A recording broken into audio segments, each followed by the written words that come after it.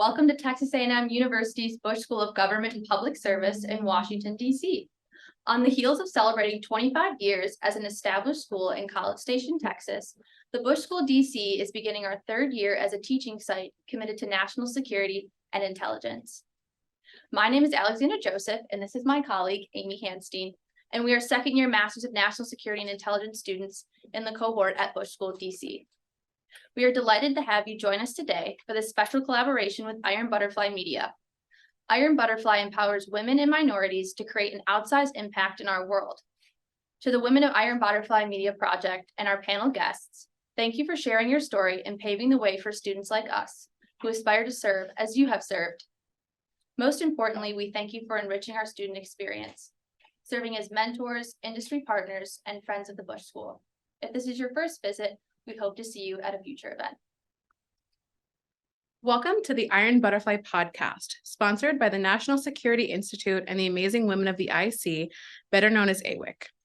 This episode is Iron Butterfly's first ever live podcast recording, sponsored by the Bush School of Government and Public Service at Texas A&M University. Megan Jaffer and Cadie Hopkins are the co-founders of Iron Butterfly Media and will be your hosts. 80 years ago, Eloise Page joined the Office of Strategic Services, or the OSS, a predecessor for what we recognize today as the United States intelligence community. Page started as a secretary, but worked her way to becoming a case officer, and later she became the first female chief of station at CIA. Along the way, she earned the nickname Iron Butterfly, known for being a fierce fighter with a core of steel. The Iron Butterfly podcast aims to continue her legacy, inviting the U.S. intelligence community's unsung heroines to share their stories with aspiring IC leaders. This episode, we are joined by the Honorable Sue Gordon, Laura Thomas, and Stephanie LaRue. The Honorable Sue Gordon is one of the nation's most respected intelligence professionals and a trusted voice on strategy, innovation, and leadership. She was confirmed as a Principal Deputy Director of National Intelligence in 2017. Where she became the nation's highest-ranking career intelligence officer. Sue has over 3 decades of service, including both the Central Intelligence Agency and the National Geospatial Intelligence Agency.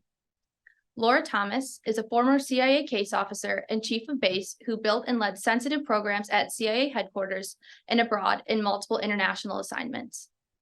She has served over 18 years in national security and leadership roles, working across the industry, the IC, National Security Council, the Department of State, Department of Defense, U.S. Congress, and with foreign partners. She is currently the Chief of Staff and Strategic Initiatives at Inflection. Stephanie LaRue is the Chief of Diversity, Equity, Inclusion, and Accessibility for the Office of the Director of National Intelligence, where she leads the implementation of the National DEI strategy for the intelligence community. Stephanie previously served as the CIA's Chief Diversity Strategist and a legal attorney for CIA's Office of General Counsel.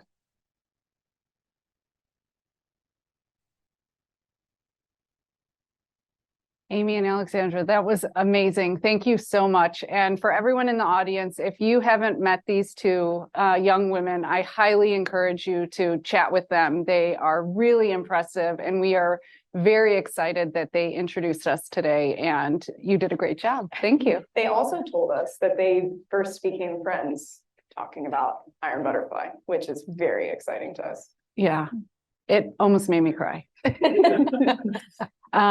So welcome everyone. Thank you so much for joining us.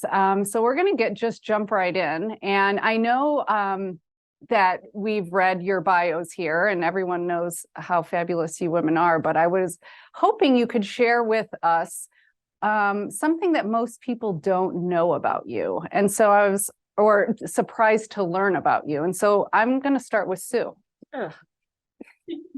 Well, I'm delighted to be here. Amy and Alexandra are amazing. Do not leave without talking to them tonight.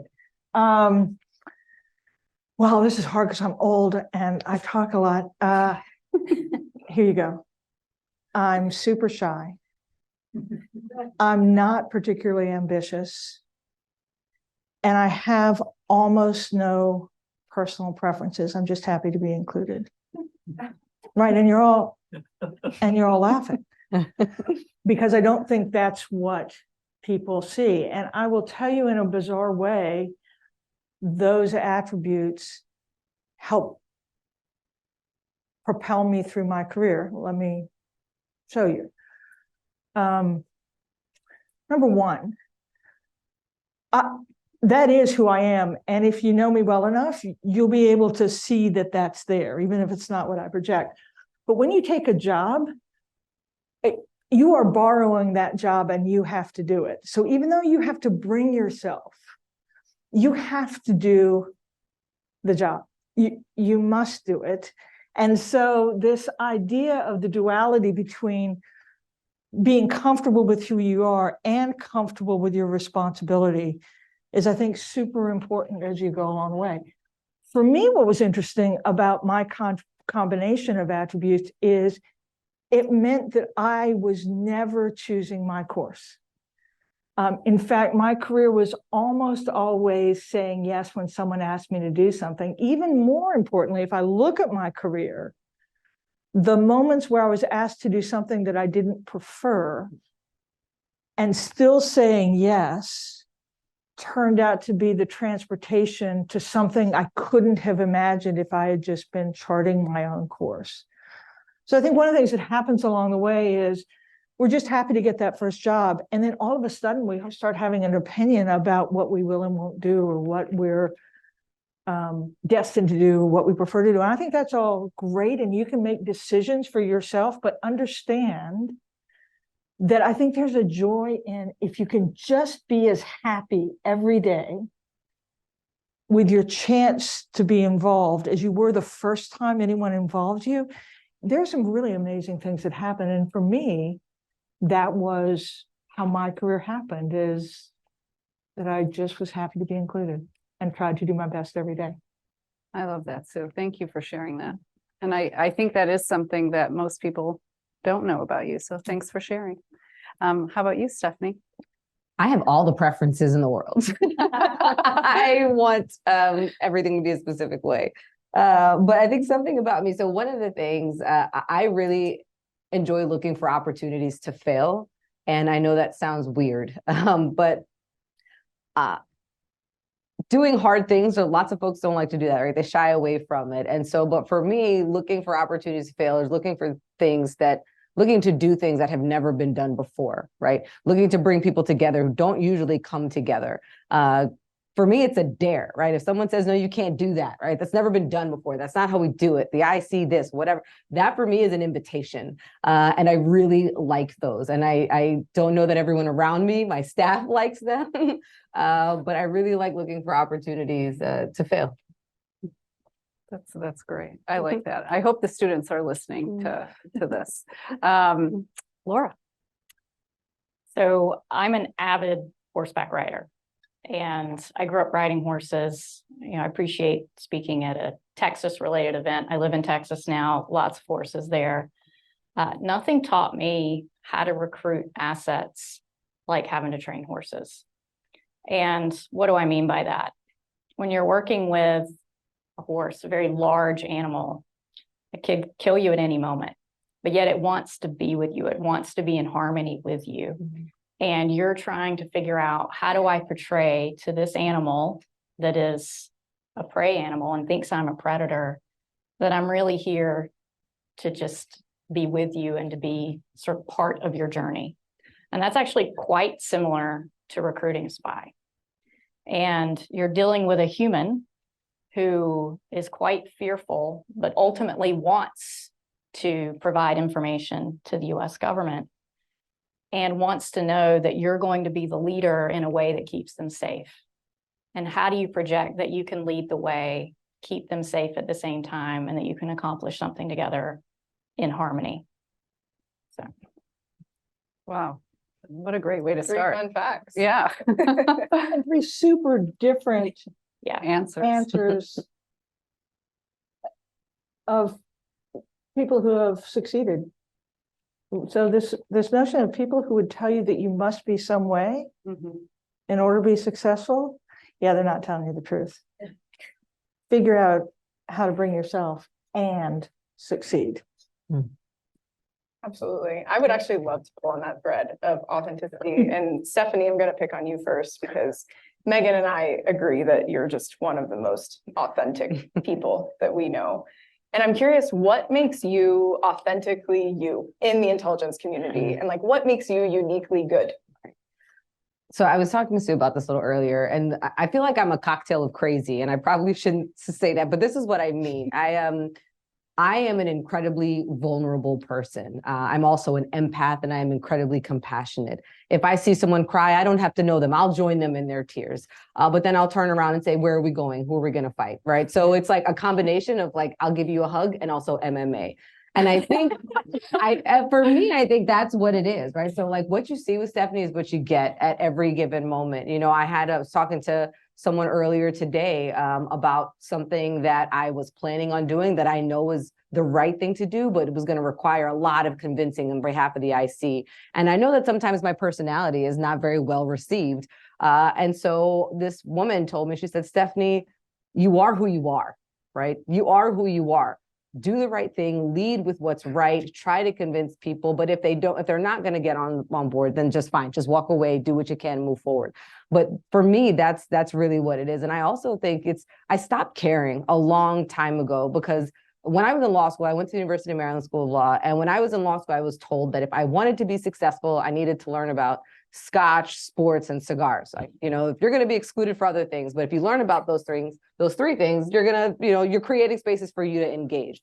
And so I chose to learn about those things. And when I was practicing at CIA, those things were helpful. But then I got to the point where I realized too, I didn't feel like myself. I was wearing only black, navy, white. It was a black, navy, blue suits, and everything was white shirt. I was pulling my hair back, my nails, everything about me was very like scripted. And it's not that bothered me. Having to do it bothered me a lot. And so I realized at a certain point, I was walking in a room with my paralegal, who was an older white gentleman. And we walk into a room and I'm wearing a suit and he's in a sweatsuit.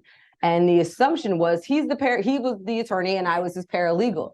And I just sat there and laughed, right? And I realized in that moment, it does not matter what I'm wearing. It does not matter where I went to school, the fact that I've checked all of these boxes. At the end of the day, things like that are going to happen no matter what. So I might as well be wearing the things that I like and being who I actually am when I'm moving in these spaces. What is the value? And so from that point, that's what I did. I am still a professional person. I still understand where the lines are, but I'm also spending more time thinking about what I'm doing and less about what I'm wearing, right? And less about how people are seeing me. I put far less effort into that. And that has freed up so much space in my mind to think about the mission of national intelligence. And so I think what is it that makes me uniquely me?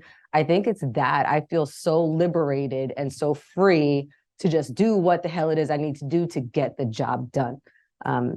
But that's a privilege. I was not like that when I was a junior officer. That's a privilege that comes with seniority. I see GS7s and GS8s all the time asking me questions about their hair. Can I wear natural hair? Can I do this? Can I do that?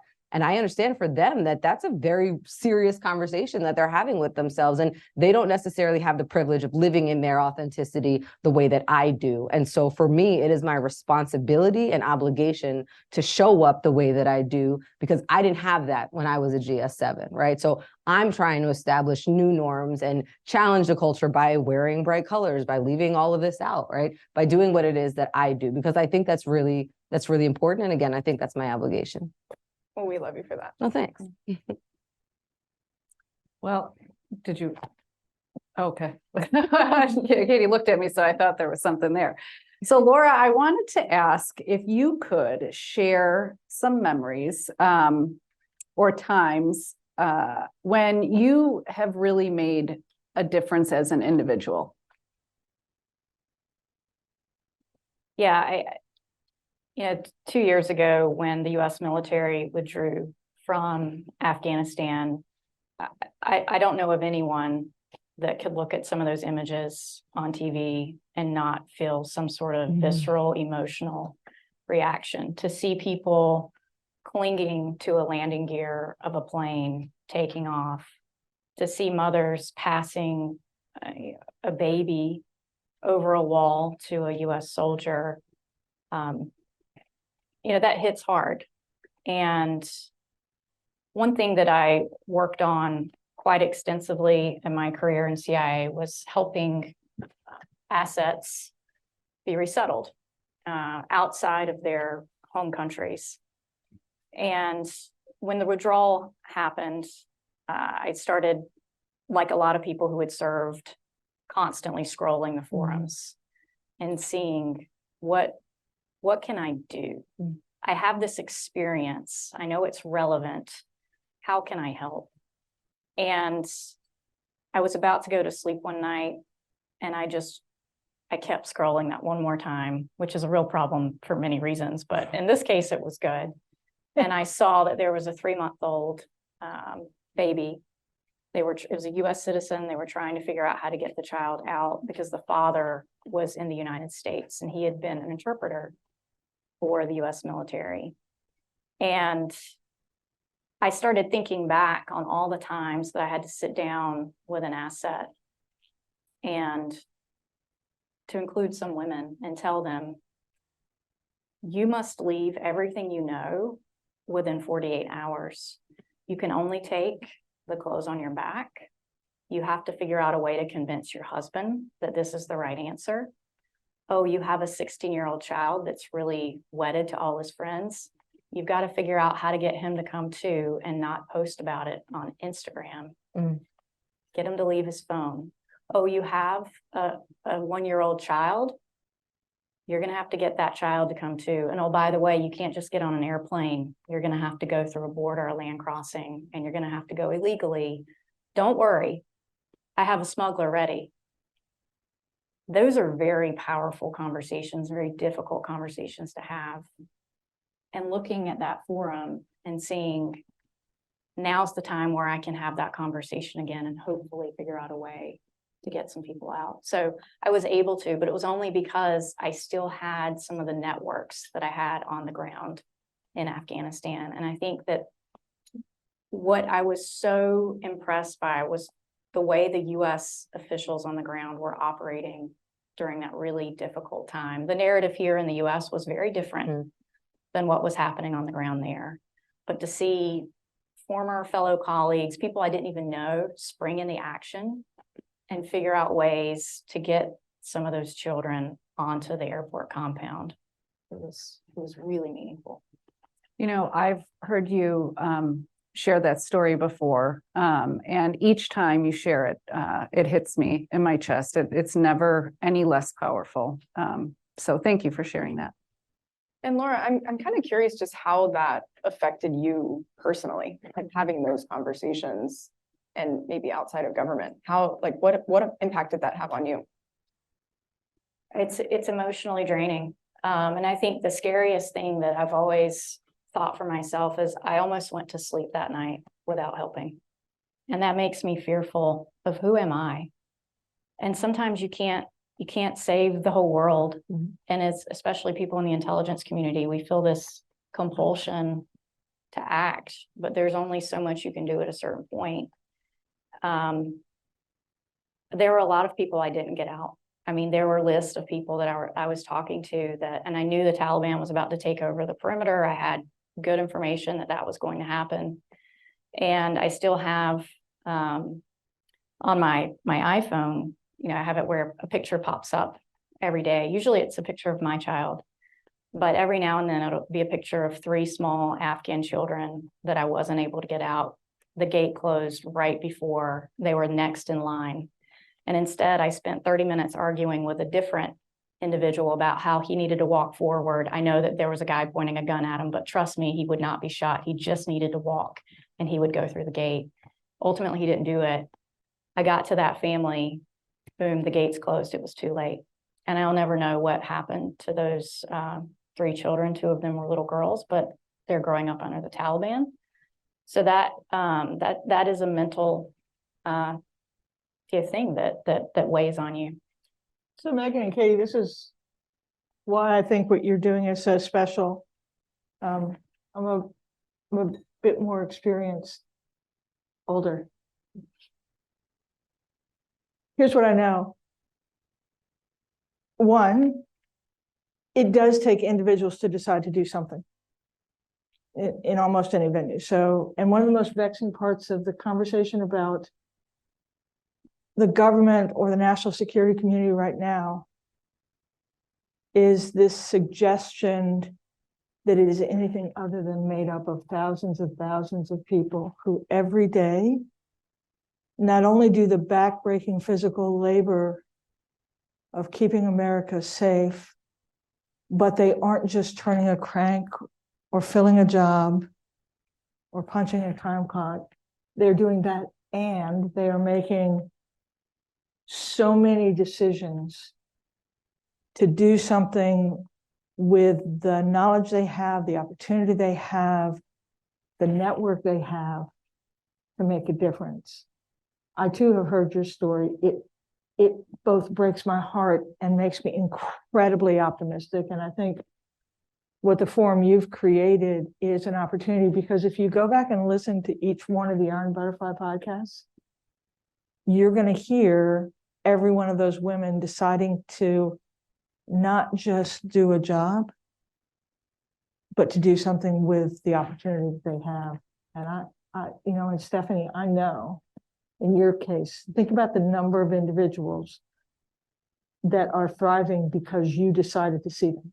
Mm-hmm. Right. So I think that is the best thing that you're doing. And I think it's the thing that annoys me when we talk about federal employees, about the bureaucracy, as though it is something other than what I know it to be, which is people putting personal effort in every day. So Laura, Stephanie, I laud you. I think something that surprised me about that answer too is I think there's this idea that intelligence is a very analytical and scientific discipline, right? And I think, Laura, each time I hear you talk about your work, I mean, every time I hear all of you talk about your work, your heart is in it, right? I think it's just really powerful. And I think something else actually that would probably surprise a lot of people is that each of you have served in a capacity of service across administrations, right? So you're a prime example of that. So can you maybe just talk a little bit about that experience and really what that was like? So I love intelligence. Like it's just such a great discipline, and whether I lucked into it or not, it certainly suited me like peas and carrots. All you have to do is to see the world as it is rather than you prefer it to be, and to represent that truth as hard as you can to make sure that that piece of advantage is available to decision makers. That's all you have to do. I think sometimes politicians can't imagine that there are people who don't think politically, but intelligence is just such a great discipline because that's all you have to do. And though I can tell you that every president I've served is the same because they're different. And that includes former President Trump. He was the same as everyone because he was different. His president's daily brief was different. How he thought about things, his focus was different. And as an intelligence officer, you're just trying to give the wisdom and the perspective to increase the chances that the right thing happens. And so I think that was easy. I think what I learned in my last job, serving the Trump administration and being in the Oval a lot, was you can't be smug about that. So we'll have, the nation will have its own conversation about the politics of this. But what I will say is, when I was sitting in the Oval Office, I was trying to understand what we needed to be for a president who was making the decisions they needed to make. And the former president thought differently about it. He was all economic, where we had been disproportionately political, military, and trying to catch up to have intelligence that could be impactful to someone who believed they knew something. He was the first president that didn't come in believing that we were the only source of true information. We were one of several competitive. As a matter of fact, he had people that he trusted more than us. That was different for us. And so I think one of the interesting things to anybody who has a craft and a discipline is when someone new presents himself, your job is not to judge them. Your job is to figure out how the hell to do your job as well as you can without letting yourself off the hook, because that isn't how you not how it was or how you preferred it to be. The other thing that I really learned, and we don't talk about this as much, is intelligence is a discipline that requires oversight. Because in the intelligence community, we're so intentional. You know what I mean by that? We intend to do good. If you sit around us, I mean, we're ready to save the day. We especially if you're in the CIA, you know, we do hard things, we can do anything. And sometimes that intention blinds us to second and third order effects. So oversight is really good. I would say that one of the things that, as I now look at our national landscape, our oversight is less of a refuge for the intelligence community than it used to be. And in addition to what we're seeing, I will tell you that that is a loss when they are not providing that balanced, just steely-eyed look at whether you should be doing, but if they become part of the political landscape, that's tough. And I think that's something we ought to look about as citizens. So I loved it. I think it's hard when you are not political, in a charged political environment, to be ruthlessly who you are and to not shy away when someone is suggesting that by doing your job, you're doing something wrong. How do you not be afraid? And I think the answer is you do your best every day and you let the consequences come afterwards. But again, I'll harken back to what I said to Laura and Stephanie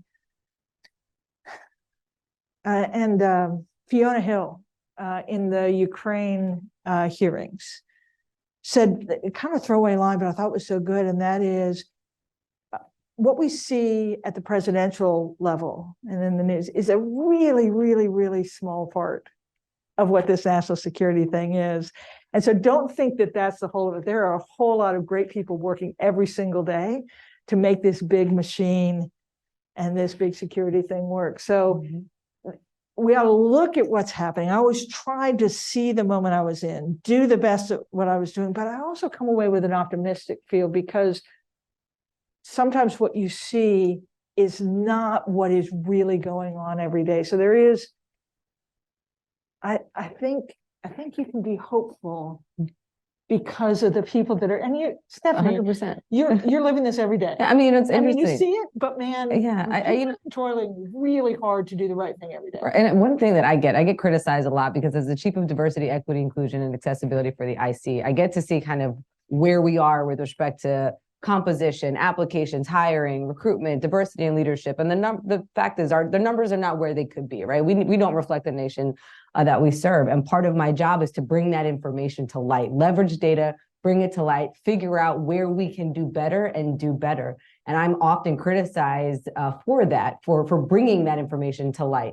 And what I don't understand, what I try to get people to understand is that it is because I love my job, it's because I love my country so much that I'm out here trying to make her better every single day and making sure that we have a workforce that is respected, credible, talented, that reflects the nation we serve. That is how I'm contributing my piece to this. And so it's when you say that, yes, you know, I felt that deeply in my heart because it really does hurt when people think that that is in this capacity, that is what I'm trying to do. That they don't understand that it is my deep love and respect for my country that drives me to push so hard on every single one of these initiatives. Wow. Thanks. So this next question is for all three of you. And we're going to start with Laura. But in your opinion, what do you think the greatest U.S. national security threat is today? That we fall prey to the trivial.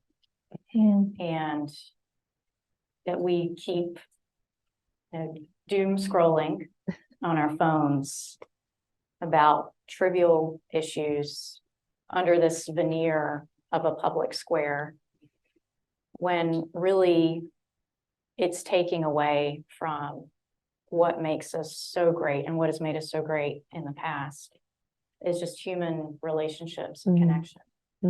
And I do fear that we're losing that. We can certainly get it back, but we have to be able to move beyond the trivial. So I look at it from a workforce perspective, right? I spend a lot of time thinking about that. And I read this article, Glassdoor, the other day, and it said that 76% of job seekers across all demographics, 76% of them are really taking into account a company's DEIA portfolio, the diversity of their leadership, their employee climate scores. 76% of them are looking into that when they consider applying for a job, taking an interview.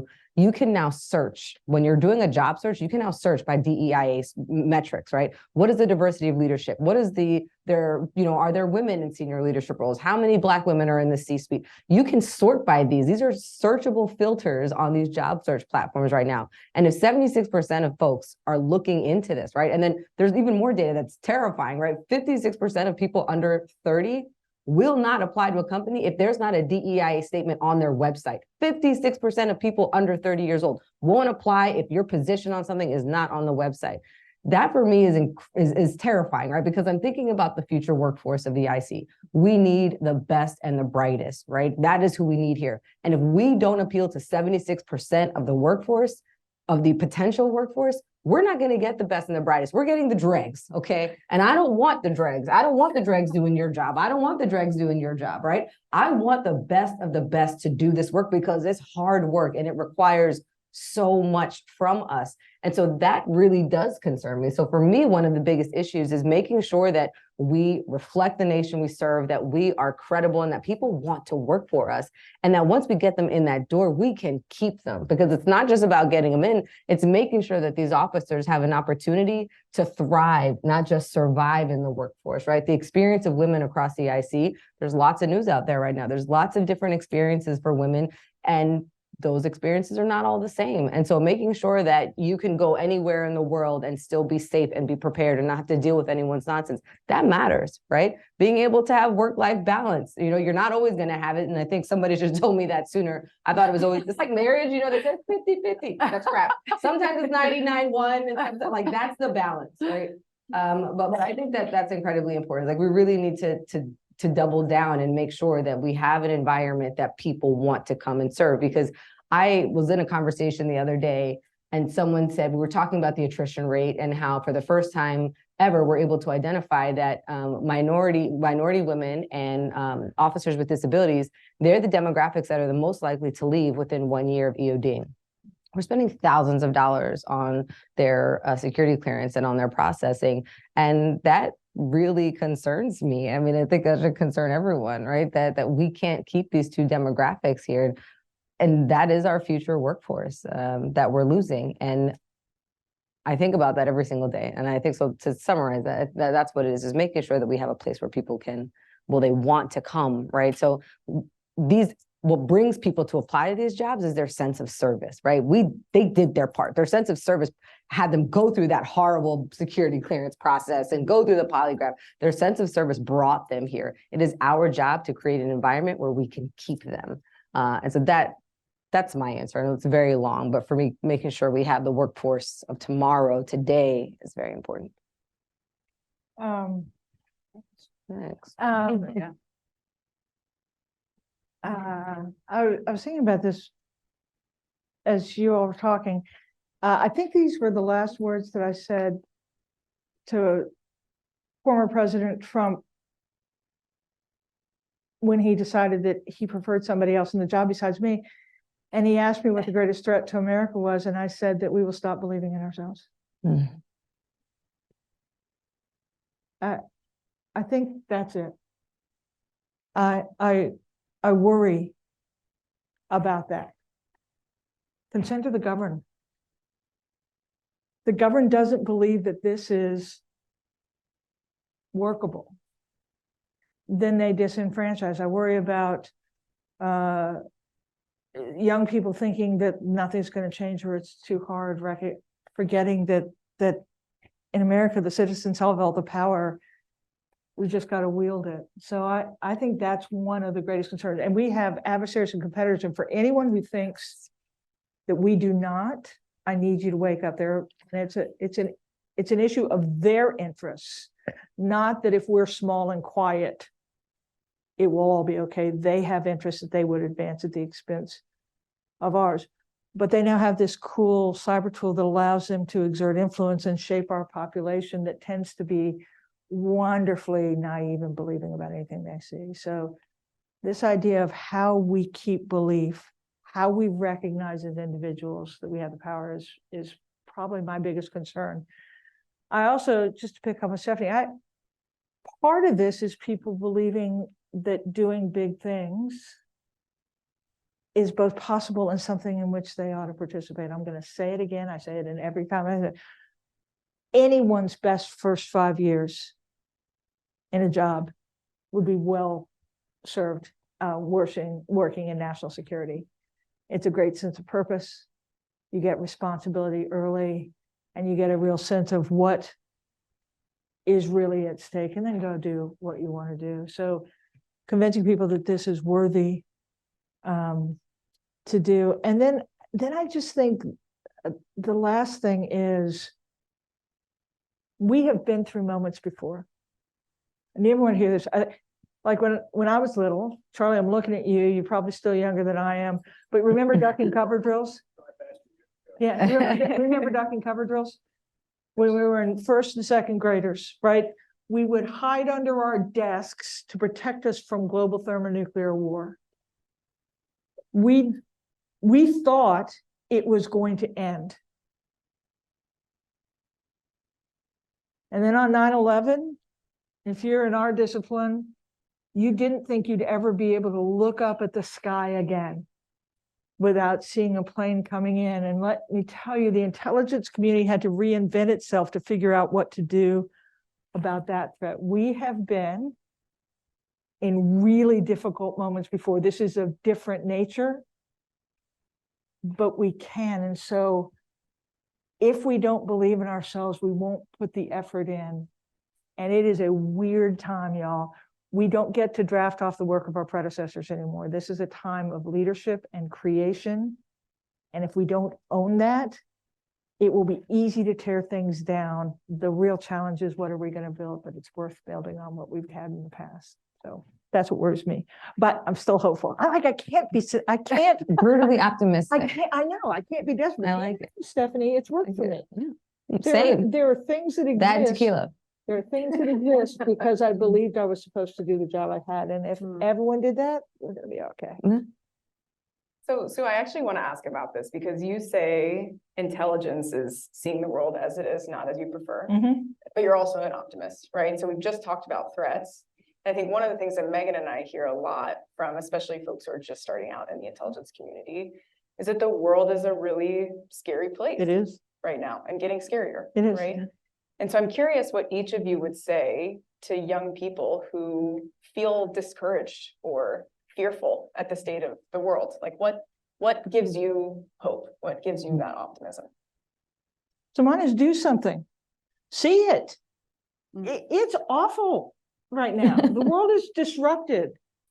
It looks the same, but it doesn't. The things we used to do don't work anymore. Our political system is in disarray. I hope no one watched the hearing today with Merrick Garland, because it's depressing. It is awful. And yet do something. Go into service, vote differently. So the reason I'm optimistic is there is nothing magical.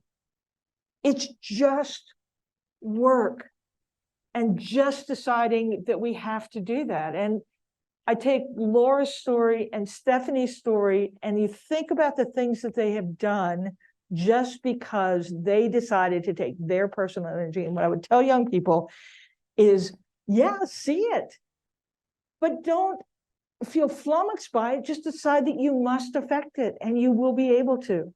Because I'll tell you this, the talents of our young people, and Stephanie, you probably see this better than I, it's shocking. They are so shockingly talented. It kind of pisses me off. And they do it in like 5 minutes. So see it, yes. It is awful, yes. But it's not unhopeful, and all it requires is effort and action and purpose and easy day. For me, it's, as a culture, the United States, like we're not we're not a culture that backs away from a fight. That's just not who Americans are, right? Like, we're here for it. And so, like I say all the time, the fire that burns me is the fire that fuels me. And so when I speak to young people, that's what I tell them. Like, listen, yeah, things suck. And it's getting scarier every day. But are you going to sit down? Are you going to complain? Or are you going to join the fight? Like, those are the options that you have. And I think, letting them know, no, when I took this job, my therapist told me, Stephanie, be prepared, because you're not going to solve systemic racism in your 3-year assignment. And she said, you need to accept that. She's like, this has come, she's like, so you need to satisfy yourself with the little wins, right? So create little, the systemic things that you can control. And so that is what I try to tell them. Like, no, you are not going to solve the world's problem in your career here, but you're going to contribute to the fight. You're going to contribute to some amazing things. And when you can walk into BJ's and go shopping and not have to worry about things landing and bombs going off left and right, when you can put your kids on that school bus and then wait there and not have to worry about things coming out of left and right for you, those are those moments when you know that you've joined the fight and that you'll be incredibly proud. But those moments are earned. And so helping them understand that their beautiful plush lives that we live here in the US, this does not just happen. This is by design. And the people who do that, the reason they have those privileges is because of people who sit in these chairs, because of people who are going to work every single day and braving 495 and sitting in that traffic because they believe in what we're doing. And so I really do try to impress upon them that you're going to complain or you're going to join the fight, and if you're not, and if you're going to just complain, cool, we don't need you anyway. You can be the dregs. Well, They don't send me on many recruiting trips anymore. The one modifier to have to that is, I think what's interesting about this world is that national security is much bigger. It's a much bigger tent. And the national security decision makers are not those limited in government, as I would say, disproportionately, they're in the private sector and in the citizenry. And so there are a lot of ways to join the fight. Yeah. And, the other thing is just my experience, and you see more than I do, man, we are all so much more the same, want the same things, want the same outcomes, want the same safety, want to help each other, and even I had a friend, Laura, it was someone who was in the DO as well, that once said to me, Sue, everyone believes they're the good guys. I think there is phenomenal opportunity at the individual level to connect, and it's bigger than just governmental work. Yeah. I mean, yes, the world is a very scary place, but it's also a really beautiful place. Yeah. And, just thinking back on some of my travels and where I've found myself in the world and back alleyways or remote parts of war zones. And if I can go sit down with essentially a terrorist and we can come to some sort of agreement and I can get them to provide secrets, everyone else can do hard things too. Like, this is what it does require is be willing to be uncomfortable. Oh yeah. And I do think that that's something we really need to work on as a country, but that's a very general thing to say, but how do you work on that as an individual and putting yourself purposefully in positions where, yeah, it's a little bit uncomfortable right now. I'm sitting across the table with someone that I vehemently disagree with. But you know what? You can find some commonality. And as you work on that, you might find your way to more than you expected and taking that ugly and turning it into something beautiful.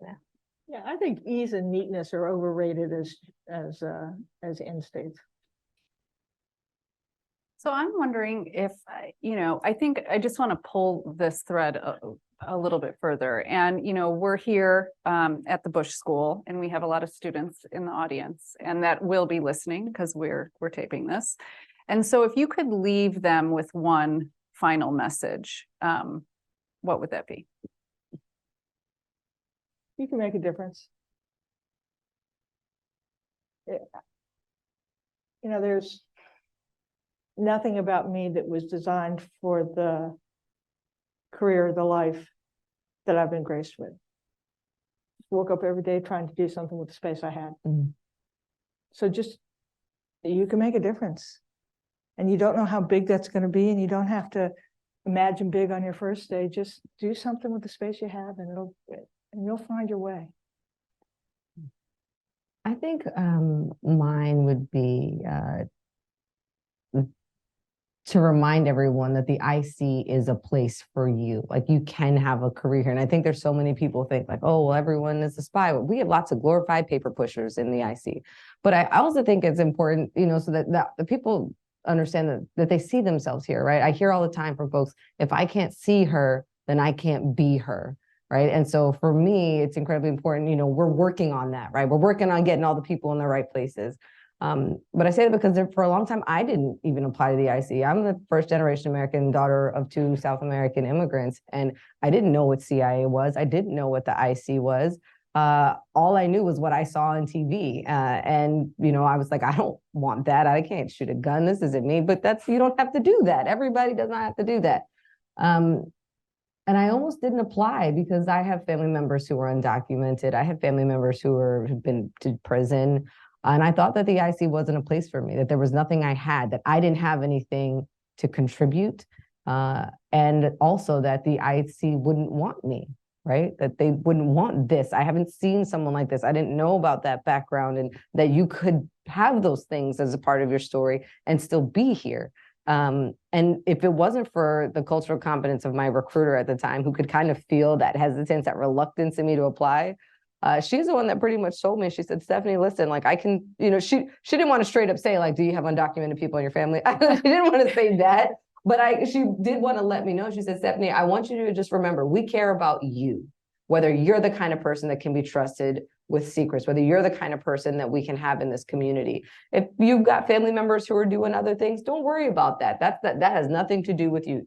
If you've got Fidel hiding in your basement, perhaps that's another story. But she was able to pick up on that reluctance, right? And if it wasn't for her, that was probably a 90-second conversation. If she had not said that to me then, I wouldn't be here today, right? And so what I want you all, with students, to take away from that is like, I want you to see yourself here. I don't care if you're an accounting major, business major, whatever you do, analyst, that IC is a place for you, no matter what your background is, right? If you have a desire to serve, this is a great place to do that. And I don't want your background or your perception of who does and does not work here. I don't want that to keep you from putting in that application and making the first step. And go ahead. Sorry. Picking up on that, I lived in fear for quite some time, and not because of, who I was out meeting in the shadows, but because I was secretly gay, and I was terrified that I was going to lose my security clearance.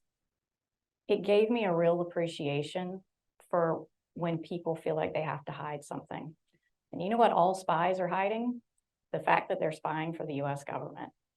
So I learned, based on my own fears, how to help other people overcome theirs. And eventually I realized that it was okay to be gay in the CIA. So gay at CIA. I remember I had a background investigator come to renew my background, and I finally told her, I said, I'm getting married to a woman soon. And she was very young, probably no older than 27. And she just looked at me and said, that's wonderful, congratulations. And that was the end of the conversation. And that was a burden that I had carried around for quite some time. And so the point is, it is a big tent. We need all sorts of people in the IC. I think, one of the reasons Cadie and I started this podcast was to highlight all of what you just said, that there are all different types of people, all different types of jobs coming from all different walks of life. And you can see yourself in these women. And that's what we wanted to show with, I know it's a shameless plug, but it's also the truth. We wanted, it's not just, analysts and, operators and engineers. You could be a pipe fitter. You could be there are lots of different jobs. So I appreciate those answers. Well, unfortunately, we've come to the end. And for those who know us well, that we do have one final question. And it's going to be easy for them now, but we've heard that when we first sit down with our guests and we ask this question, they say it's the hardest question that we ask. And so with keeping with the theme and the name of Iron Butterfly, we asked the guests to give us, if they could give themselves a code name, what would it be and why? And since all three of these women have been on the podcast before, they already have their code names, but I'm going to ask them to share what they are and why they chose that. So let's start with you, Laura. Firefly. And it's a code name my wife gave me. She said, someone who operates in the dark, but then lights it up. Love it. I know. They always, every single time, Every Katie and I time. go, oh my gosh. It's pretty great. I love it. So mine is Mija, and in Spanish, Mija is like my daughter, my love. It's a term of endearment. My parents call me that. I did this video for CIA where I talked about myself, right? Just my story. And in that video, I wore a shirt that said, command your space, know your worth. Mija, you're worth it. And that video went viral. Lots of people hated it, but you didn't hate it. So thank you for that op-ed. So for that, and then so for my mom for that video, because that was such an impactful moment in my life. I mean, being criticized for just being me by everyone on the planet was really hard, but I was proud because we made that video, we made DEIA an international conversation. It was trending #4 worldwide on Twitter. We got the world talking, right? About a woman just saying, being a mom and struggling with mental health and doing all of these things and still being a badass national security officer. And so that makes me incredibly proud. And then lastly, Mija, because I had the opportunity to meet Supreme Court Justice Sonia Sotomayor back in 2016. And I was just so overwhelmed. I'm not usually at a loss for words. And she came up to me as I was trying to speak. I could not get anything out of my mouth. And she just put her hand on my back and she said, Mija, it's okay. And I just started bawling, crying, right? Because again, if you don't see her, you can't be her. And so I'm looking at this woman who shares so much about of my identity and my story and my experience and being a Supreme Court justice. And she said this word to me that is something that my mother uses, was very powerful. So mine is Simple Patriot. When I was confirmed, my opening statement said, simply put, I love America. I love being part of something that our founders envisioned and with which now I am entrusted. When I didn't get to finish my tenure, it was really hard. You know, for other political appointees, they lost a job. I lost the love of my life. And a friend of mine gave me, she'd gotten a business card sized piece of metal engraved with those words that I said at my hearing to remind me who I was and why I was there. And none of that had changed. So, Simple Patriot. Firefly, Mija, and Simple Patriot, thank you so much for just an incredible episode. You all have now been on Iron Butterfly twice, and we might have to ask you to come back a third time. Well, and for those of you that don't know, we are producing a documentary about 10 of the Iron Butterflies. And these three women are a part of the documentary as well. So stay tuned. Stay tuned. Yeah. This has been an episode of Iron Butterfly Podcast. To learn more about Iron Butterfly Media, visit our website at www.ironbutterflymedia.com. You can also learn more about NSI and upcoming events at nationalsecurity.gmu.edu. To find out more about AWIC, email amazingwomen.ic@gmail.com. And if you like the show, please be sure to rate, review, and subscribe. And lastly, we want to thank Amanda Young, Gracie Richburg, Forebear Stories, National Security Institute at George Mason Scalia Law School, Amazing Women of the IC, and the Texas A&M Bush School for hosting our first ever live podcast episode. Stay fierce, and we'll talk next time.